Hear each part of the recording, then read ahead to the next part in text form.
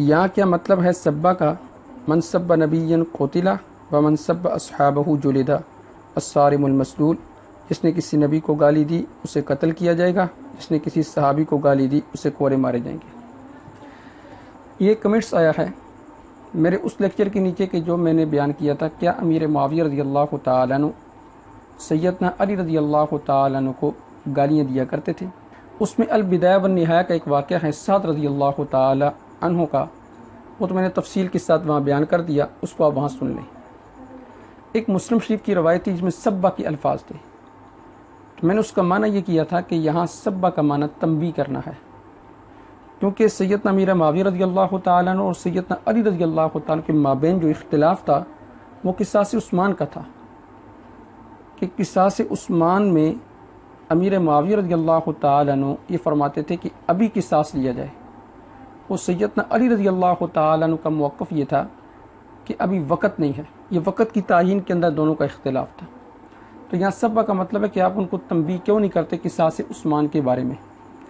تو اس پر ایک ساتھی نے مجھے کمنٹس کیا کہ آپ نے سبا کا معنی تنبیہ کرنا کیا ہے، تو پھر یہاں سبا کا معنی کیوں گالی دینا کیا ہے کہ من سب نبی قتل اسے قتل کیا جائے گا، اور جس نے من سب اصحابہ جس نے صحابہ کو گالی دی اسے کوڑے لگائے جائیں گے۔ دیکھیں قاعدہ یاد رکھیں، ہر جگہ لفظ کا ایک معنی بیان نہیں کیا جاتا۔ اب لفظ کا ایک ہی معنی صرف لغت سے دے کر بیان کرنا یہ صرف اس شخص کا کام ہے جو علوم اور فنون سے ناواقف ہے۔ میں ایک سمپل مثال دیتا ہوں۔ ایک شخص اپنے گھر کے اندر ہے، وہ اپنے کسی بائی سے یا نوکر سے کہتا ہے کہ جاؤ جا کر گوشت لے کر آ جاؤ، اب اسے پیسے بھی دیتا ہے۔ اب جب یہ شخص گوشت لینے کے لیے جائے گا تو کچا گوشت لے کر آئے گا یا پکا لے کر آئے گا؟ تو آپ سب حضرات یہی کہیں گے کہ کچا گوشت لے کر آئے گا۔ لیکن یہی شخص اگر کسی ریسٹورنٹ کے اندر یا ہوٹل کے اندر بیٹھا ہو، پھر وہاں پر ویٹر سے یا بیرے سے کہ جی آپ جا کر گوشت لے کر آئیں، تو وہ بیرا اس کے سامنے پکی ہوئی گوشت کی پلیٹ لا کر رکھ دے گا۔ اب مقام کے بدلنے سے لفظ کا معنی بدل گیا، ایک ہی جملہ تھا گوشت لے کر آؤ، لیکن گھر میں کہا تو کچا گوشت لایا گیا، ہوٹل پر کہا تو پکا گوشت لایا گیا۔ اسی طرح افراد کو دیکھ کر معنی بدل جاتا ہے، جیسے آپ نماز کے اندر پڑھتے ہیں اہدنا الصراط المستقیم صراط الذین انعمت علیہم غیر المغضوب علیہم ولا الضالین، کہ اللہ ہمیں ان لوگوں کا راستہ نہ دکھلانا جو گمراہ ہوئے۔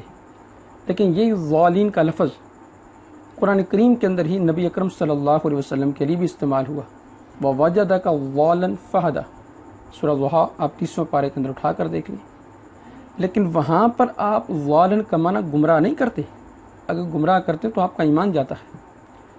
وہاں معنی یہ کریں گے کہ پایا آپ کو شریعت کے اسرار سے ناواقف اور واقف کر دیا۔ اب ایک جگہ ضال کا لفظ عام آدمیوں کے لیے استعمال ہوا، ایک جگہ پر ضال کا لفظ نبی اکرم صلی اللہ علیہ وسلم کے لیے استعمال ہوا۔ جب آپ کے لیے وہ لفظ استعمال ہوا تو معنی کچھ کیا جائے گا، اور عام آدمی کے لیے استعمال ہوا تو معنی کچھ کیا جائے گا۔ اسی طرح سبا کا لفظ، یہی لفظ نبی اکرم صلی اللہ علیہ وسلم نے خود بھی کہا ہے، جب ایک غزوہ کے موقع پر آپ نے صحابہ کو منع کیا کہ چشمے پر جا کر میرے آنے سے پہلے پانی نہ پینا۔ اب دو صحابہ نے پی لیا۔ اب حدیث کے الفاظ تھے فَسَبَّهُمَا، اگر ہر جگہ گالی دینا ہے تو پھر یہاں پھر کیا معنی کریں گے؟ اب یہاں پر شخصیت بدل گئی، اب شخصیت نبی اکرم صلی اللہ علیہ وسلم کی ذات مبارکہ ہے، تو سبا کا معنی یہ کریں گے کہ آپ نے ان دونوں صحابہ کو تنبیہ کی۔ اسی طرح یہاں بھی سیدنا امیر معاویہ رضی اللہ تعالیٰ عنہ کی ذات ہے، شخصیت تو پھر معنی یہ کریں گے صحابی ہیں، اور صحابی کے بارے میں ہم تو یہ نہیں کہہ سکتے کہ صحابہ ایک دوسرے کو گالیاں دیتے ہوں گے، معاذ اللہ، یہ تو وہی کہہ سکتے ہیں کہ جن کے اپنے دماغ کے اندر اور ذہن کے اندر گند بڑا ہو۔ تو وہاں سبا کا معنی یہ کریں گے کہ امیر معاویہ رضی اللہ تعالیٰ عنہ نے صحابی سے کہا کہ آپ ان کو تنبیہ کیوں نہیں کرتے۔ اس لیے ہر جگہ لفظ کا ایک معنی نہیں کیا جاتا، بلکہ مقام کے بدلنے سے اور جگہ کے بدلنے سے، شخصیات کے بدلنے سے الفاظ کا معنی وہ تبدیل ہو جاتا ہے۔